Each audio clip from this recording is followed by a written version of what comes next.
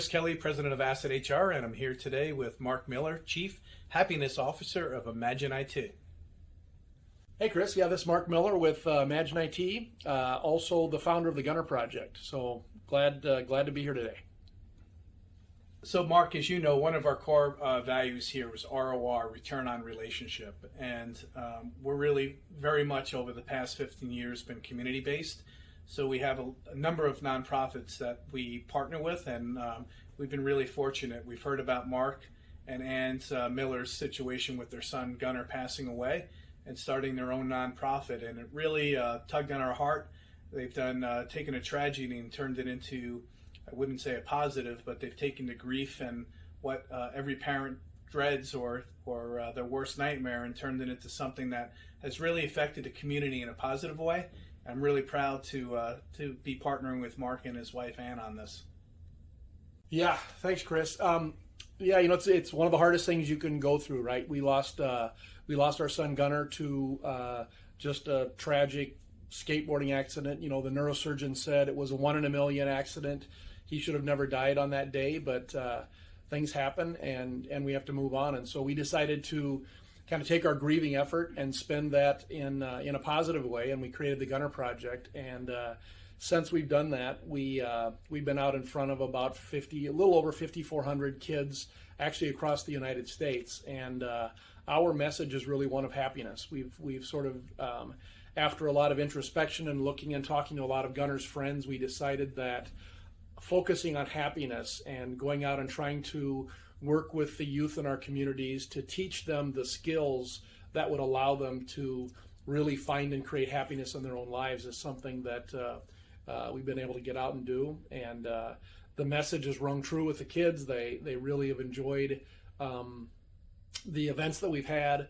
We've got a couple of books that are out there that Asset HR has really helped us sort of put together. And yeah, we just really appreciate this relationship. So for me, it was an easy decision that goes into our core competencies of return on relationship. Here we are, we found the project that we believe in. In today's market out there, I think everybody realizes there's not a lot of happiness that's being portrayed or talked about. So to have a company and a nonprofit that is affecting the lives of kids and teenagers, we're 100% in. Something neat that Mark created. You'll probably see if you scan over, he has a wristband. Maybe he can talk a little bit about that. Yeah, so this is the happiness tracker bracelet that we have. One of these beads on the bracelet actually moves, and so what we do is we give these happiness tracker bracelets out to anybody that attends any of our events. And just sort of a reminder, you know, sometimes the kids report back to us that they use the happiness tracker bracelet every day.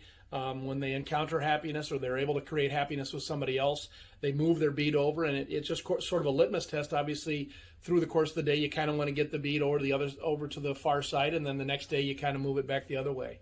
Other kids have said, yeah, you know, I don't really use I don't move the bead as much, but just having these beads sort of dangling around and hanging on my wrist sort of remind me that you know, life isn't that bad, and they sort of decide to own their own happiness and remember some of the skills that we've talked about in the sessions, and they really try to go out into the world and create happiness with themselves and with others. So, you know, the environment in today's world, especially this past year with everything that's been going on politically and with the virus and just all of the different things that have gone on, having a skill that something like happiness is incredibly important. And we treat happiness as just that. We treat it as a skill in that we feel it's something that you can get good at. So kids nowadays, they're exposed to a lot of different things through social media and a lot of different avenues that weren't there, you know, years ago. And I think it's very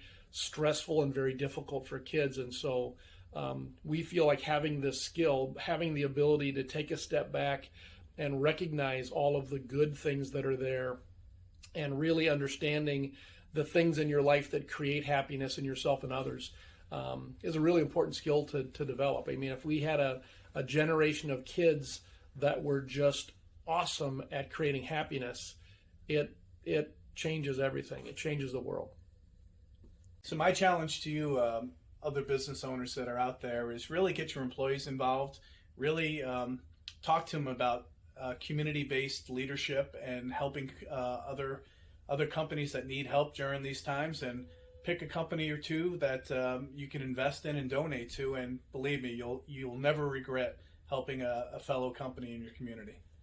Yeah, again, I would just echo Chris's sentiments there exactly. The Gunnar Project, we do what we can do to try to move the needle a little bit, but there are so many organizations out there that are doing just some incredible things in the community, and so if you can give of your money, that's fantastic, and if you can't give of your money, consider giving your time. They're just all of these organizations have so much to give to the community in so many different ways, and so I think that a partnership like we have with Asset HR is just it really helps us sort of get out in the community and really solidify the things that we're trying to do. So we really appreciate it.